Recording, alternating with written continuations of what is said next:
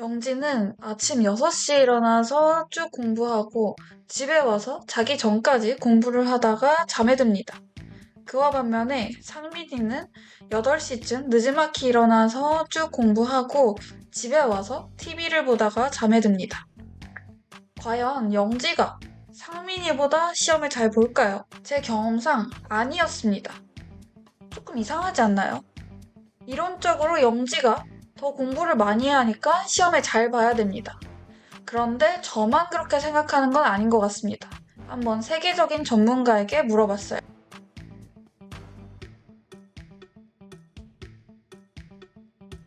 지금 새로운 마음으로 시험을 준비하고 있다면 여러분은 시행착오 한 번을 줄이고 시작해봅시다. 저는 이 영상에서 딱 한 개만 말씀드릴 거예요. 바로 공부를 많이 하지 말아라. 여기서 많이라는 것은 두 가지로 나눠볼 수가 있는데요. 첫 번째는 공부량, 그 다음에 공부 시간입니다. 둘 중에 어떤 것을 많이 하면 안 될까요? 바로 둘 다 많이 하면 안 됩니다. 하나씩 설명드릴게요. 여기까지만 보시고 나가시면 큰일 나겠죠? 지난번에도 초반부만 보고 아버지를 기절시켰다는 등 그런 댓글들이 많았는데 끝까지 한번 들어보세요. 공부량이 많으면 시험을 잘 본다. 아닙니다. 비타민C가 몸에 좋습니다. 매일 한 알씩 먹었더니 감기도 안 걸리고 피부도 좋아졌어요. 자, 그럼 몸에 좋으니까 하루에 10알을 먹어보자. 과연 몸이 좋아졌을까요? 아니요. 소변만 노래질 뿐입니다. 여기서 하고자 하는 말은 우리 뇌에도 용량이 있습니다. 하루에 수용할 수 있는 양만 담아야 합니다. 그 이상 넣게 되면 정작 핵심 내용을 놓칠 수 있어요. 그러면 내가 수용할 수 있는 양이 얼마인지 어떻게 알아요? 이 내용은 뒤편에서 알려드리도록 하겠습니다. 두 번째, 공부 시간을 늘리면 시험을 잘 본다. 아닙니다. 공부 시간이 절대로 기준이 되어서는 안 됩니다. 많은 학생들이 공부할 때 스톱워치를 세워두고 얼마나 공부했는지를 체크하곤 하는데요. 처음 공부 습관을 잡기엔 좋을지 몰라도 효율적인 면에서는 나쁜 습관입니다. 우리의 시험 공부 목적이 뭐죠? 바로 점수를 높게 받기 위함입니다. 즉, 질문에 올바른 정답을 해야 하죠. 공부 시간을 늘린다고 해서 가산점을 받지 않아요. 시간을 많이 들이지 않고 시험을 잘 보기 위한 이 얌체 팁을 알려드리겠습니다. 집중하세요. 첫 번째로 공부 시작 전 20분 동안 진정 타임을 가져야 합니다. 자리에 앉자마자 바로 책 펴고 공부하는 것이 아닌 나 이제 공부 시작할 거야 라고 뇌에게 말을 해주는 거죠. 이때 저의 경우 항상 의식을 치르듯이 똑같은 걸 했습니다. 책상 위에 어떠한 책도 올리지 않고 스케줄러, 그다음에 빈 종이, 펜 하나를 꺼내둡니다. 오늘 할 일들을 순서 없이 쭉 적어 나가요. 그리고 우선순위를 매긴 다음에 시간별로 크게 배치합니다. 몇 시부터 몇 분까지 이렇게 세세하게 매기진 않았어요. 예를 들어서 국어 150쪽 풀기랑 수학 50번까지 풀기는 저녁 먹기 전에 하고 영어 단어, 수학 인강 2개 듣기는 저녁 이후에 집에 가서 하기. 이런 식으로 크게 러프하게 잡았습니다. 하루의 계획을 쭉 세우고 나서는 상하고 벌을 정했어요. 이때 상벌은 뭐냐면 내가 오늘 할 일들을 다 했을 때 스스로에게 어떤 상을 줄지 한 가지를 적어보는 거예요. 예를 들어 이거 다 하면 상으로 집에 가서 TV 1시간 봄 혹은 유튜브 30분 동안 시청 가능함 김예지 약사 채널 구독과 좋아요 할 수 있음 이렇게 구체적으로 내가 지금 당장 너무 하고 싶은 한 가지를 딱 적어두는 거예요. 그 다음에 벌도 한 가지를 정합니다. 내가 오늘 적은 거 하나라도 못했을 때는 벌이 내려집니다.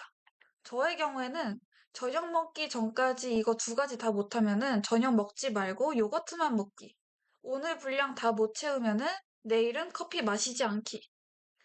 혹은 집에 갈 때 가방에 괜히 책 5권 더 넣고 걸어가야 함. 이런 식으로 벌을 정해놨어요.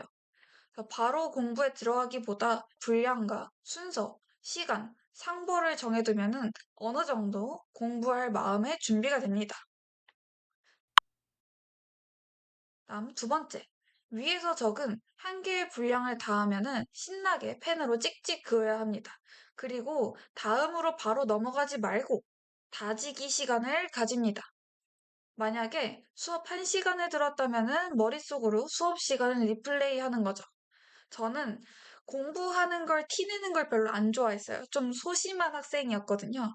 그래서 쉬는 시간에 화장실 가는 척 하면서 머릿속으로 리플레이를 돌렸고요. 그 다음에 엎드려서 자는 척 눈 감고 이 다지기 시간을 활용했습니다. 이때 어떻게 다지는 거예요? 그냥 공부한 내용을 통으로 떠올리나요? 이렇게 생각할 수 있는데요. 그것보다는 스스로에게 가외를 하듯이 떠올립니다. 어려울 것 같아서 방법을 딱 정해드릴게요. 내가 선생님이 됐다고 생각하고 개념을 쭉 설명을 하는 거예요.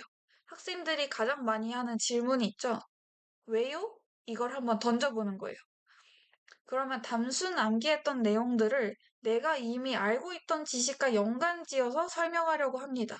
설명을 하다 보면은 자연스럽게 이해가 가는 개념들이 생기고요. 그러면서 암기할 내용들은 더 줄어들어요. 그렇게 해서 내가 첫 번째로 왜라는 질문을 던졌다면 두 번째는 그래서요? 라는 질문을 던져보는 거예요. 그래서 이 개념은 시험에서 어떻게 출제되는데요? 이걸 떠올리는 거죠.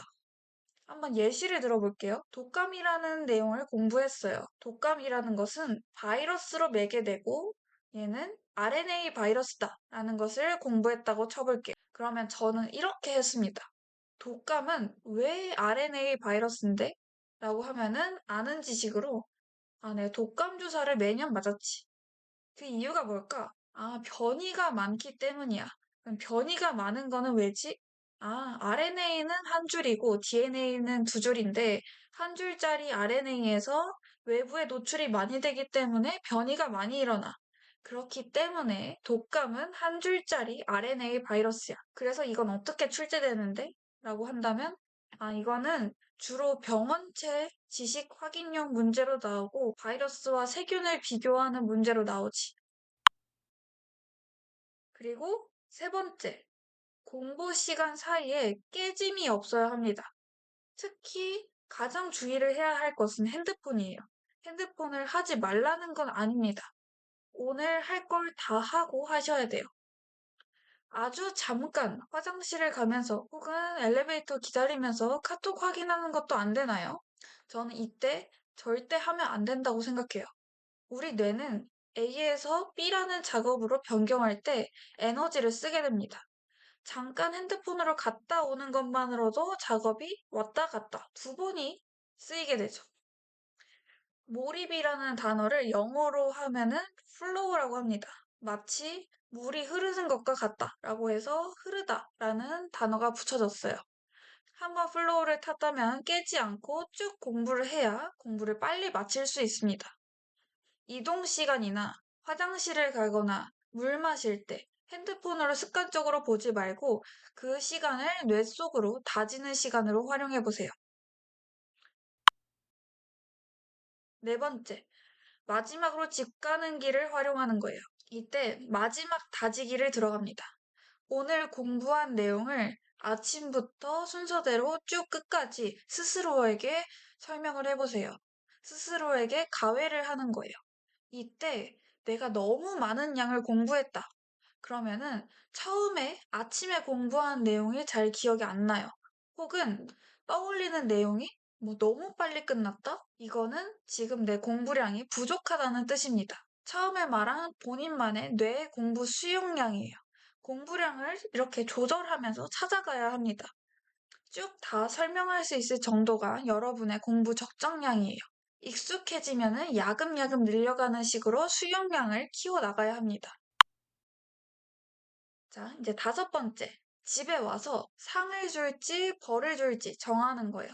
오늘 할 일을 완수하고 집에 오는 길에 다지기까지 다 했다 하면은 충분히 보상을 해줘야 돼요. 이때 저는 스스로에게 칭찬을 많이 했습니다. 부끄럽지만 역시 역시 난 짱이야. 난 믿고 있었어. 나 좀 멋있잖아 하면서 스스로에게 칭찬을 마음껏 하고요. 아무도 보지 않으니까요. 그 다음에 아까 첫 번째로 정해둔 그 상을 줍니다. 보고 싶었던 프로그램을 한 개 다 보던지, 만화책을 보던지, 분량을 정해놓고 마음껏 즐기세요. 여기서 주의할 것은 그 다음날 영향을 미치지 않게 적당한 선을 지켜야 합니다. 예를 들어서 공부 다 하면은 술 마시기, 공부 다 하면은 밤새서 드라마 다 보기. 이거는 다음날 공부에 영향을 미치니까 안 되겠죠?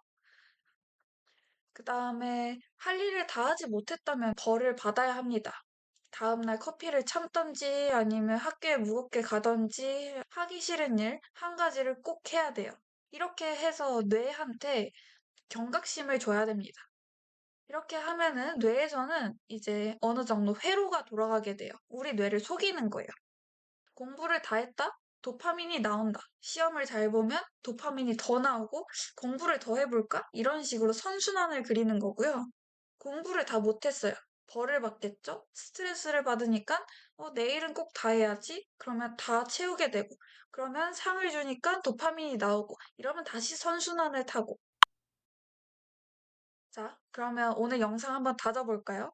공부를 많이 하지 말아라. 여기서 많이라는 것은 양이나 시간에 집착하지 말아라. 사람마다 수용량이 있고 그 양을 찾고 퀘스트처럼 공부해라. 시간이 기준이 되어서는 안 된다. 다 하면은 상을 주고 실패하면 벌을 주고. 어떤 책에서 본 문장인데요. 저는 참 공감이 되더라고요. 인생은 어쩌면 나에게 맞는 집중력을 높이는 방법을 찾아가는 여정이라고 합니다. 어떤 숫자, 결과로만 본인을 판단하기에는 인생이 재미없잖아요. 하루하루 성취해가는 그런 상민이가 되길 바랍니다. 그러면 다들 쫀득한 공부 되세요. 아, 영상 다 찢다니. 역시 난 최고야.